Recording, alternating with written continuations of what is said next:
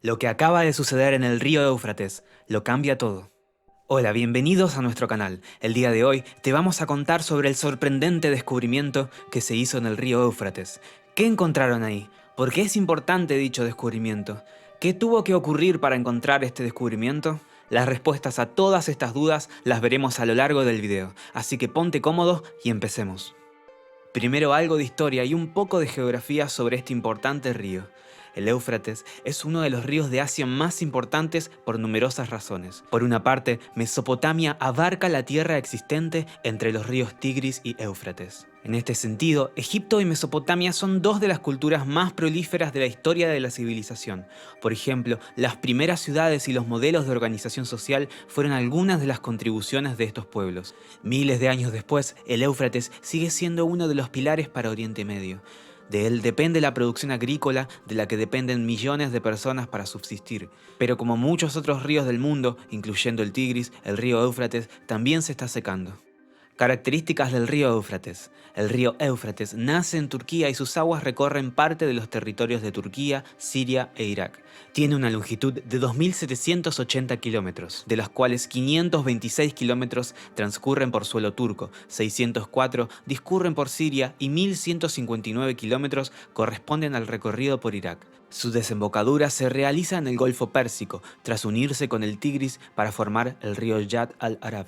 Con un caudal de 356 metros cúbicos, el Éufrates no tiene un caudal muy abundante en relación al tamaño de su cuenca. Esto se explica porque discurre por zonas áridas y desérticas donde se realiza una intensiva labor de aprovechamiento hídrico. Entre ellas, las presas son una de las infraestructuras hídricas que son especialmente abundantes en su recorrido por Turquía.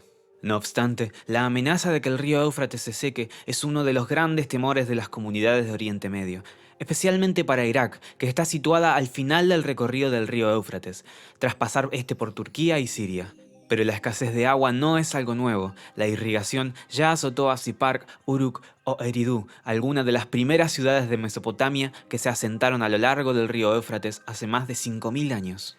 Durante el estiaje, que marca el caudal mínimo de la corriente de un río en una época concreta, el caudal del río Éufrates puede llegar a los 300 metros cúbicos. Por el contrario, el caudal de este río ancestral llega a tener unos 5.200 metros cúbicos, causando a su paso graves inundaciones. Biodiversidad del Éufrates. Como ocurre con el río Tigris, el Éufrates es un río muy peculiar, ya que discurre por una región fundamentalmente árida. Pero el Éufrates tiene una gran importancia geoeconómica para la región, ya que sus aguas permiten la formación de terrenos fértiles. Es precisamente la fertilidad del suelo la que ha permitido alojar diferentes asentamientos a lo largo de la historia. Así, la llamada Creciente Fértil es una región histórica donde se desarrollaron las primeras civilizaciones, Mesopotamia, Asia Menor, Palestina o Egipto. Tiene una forma de media luna y corresponde con parte de los territorios del Levante mediterráneo, Mesopotamia y Persia. Se considera que fue el lugar donde se originó la revolución neolítica en Occidente. Gran variedad de especies en una región fértil. El agua que recorre por estos territorios ha permitido a la vida de una gran diversidad de plantas y animales. Merece especial mención la tortuga de caparazón blando del Éufrates, que es una especie propia del sistema Tigris-Éufrates y algunos de otros ríos del Medio Oriente. A diferencia de otros tipos de tortugas, estas especies se caracterizan por no tener las placas óseas que normalmente endurecen el caparazón de las tortugas. Otros animales propios de la región del río Éufrates son los cerdos salvajes, un animal habitual en las marismas y más recientemente en las plantaciones de eucaliptos. También encontramos hienas, mangostas y chacales a lo largo de los ríos de Irak. Los lobos, los zorros y las gacelas son típicos de la llanura aluvial, extendiéndose incluso hasta la zona norte de la península de Anatolia, en Turquía. En cuanto a la presencia de aves, destacan los urugallos, los cuervos y los búhos. También se avistan con frecuencia halcones, águilas y buitres. La migración de especies, pelícanos, cigüeñas y gansos, entre otros, que tiene lugar en los meses de primavera y otoño, genera un constante flujo de especies a lo largo del curso del Éufrates y la marisma aluvial del Tigris-Éufrates. Causas del descubrimiento. La brutal sequía que afecta a los caudales de los ríos Tigris y Éufrates desde hace ya algunos años permite el resurgir de algunos tesoros arqueológicos que se encontraban cubiertos por el agua. Te mostramos las sorprendentes imágenes. Mesopotamia fue cuna de varias de las civilizaciones más antiguas del mundo y pionera en muchas de las ramas del conocimiento. Por eso, los tesoros arqueológicos de la región tienen un valor inconmensurable. Las cuencas de los ríos Tigris y Éufrates, en su paso por Irak y Siria, son una de las zonas más castigadas por el cambio climático. El drama de la falta de lluvias deja una marcada y persistente sequía en esta zona de Oriente Medio, y el gran descenso de las aguas de los ríos y embalses permitieron el resurgir de varios tesoros arqueológicos. Una pequeña pausa. Si has llegado hasta aquí y te está gustando nuestro contenido, suscríbete a nuestro canal para que estés al día con nuestros nuevos videos. Ahora sí, continuemos con el video. Cambio climático en Mesopotamia.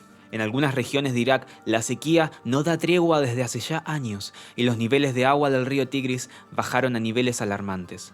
Es uno de los países más afectados por la crisis climática.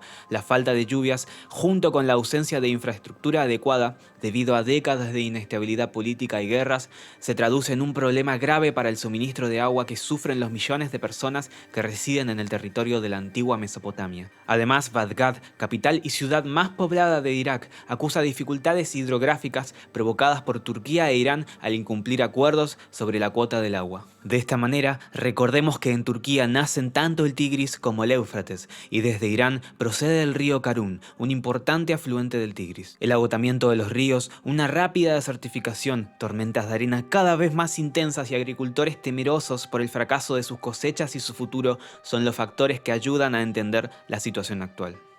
La otra cara de la sequía, el resurgir de los tesoros.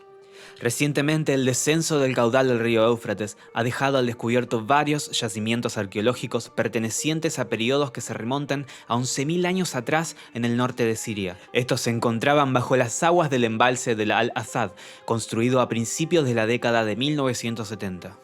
Por otro lado, tenemos de ejemplo a la colina del Tel Kamluk, donde se emergieron varios yacimientos del 3000 a.C. y 4000 a.C.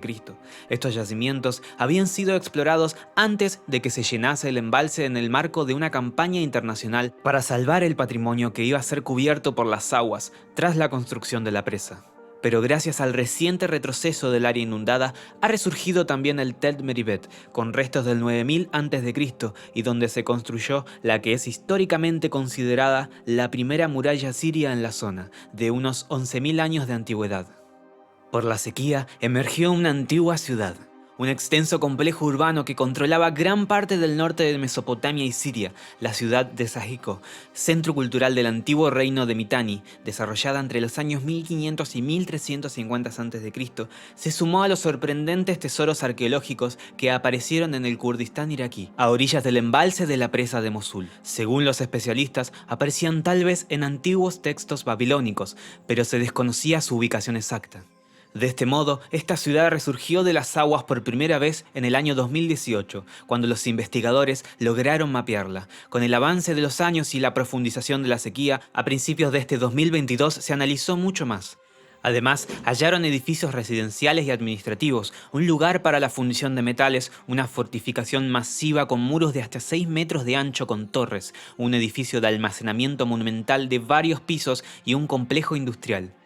Los arqueólogos trabajaron bajo presión para excavar y documentar rápidamente al menos una parte de esta ciudad antes de que volviera a sumergirse. Quedaron impactados por el buen estado de conservación de las paredes de ladrillos de barro secados al sol, que estuvieron bajo el agua durante más de 40 años. Esto se debe a que la ciudad fue destruida por un terremoto alrededor del año 1350 a.C., durante el cual las partes superiores de las murallas se derrumbaron y enterraron los edificios. Para evitar el deterioro cuando el nivel del agua vuelve a subir, los edificios excavados se cubrieron completamente con láminas de plásticos y se rellenó de grava como parte de un extenso proceso de conservación financiado por la Fundación Gerda Henkel. En fin, hemos llegado al final del video. Dale like y suscríbete si aún no lo has hecho. Déjanos tu opinión en la caja de comentarios.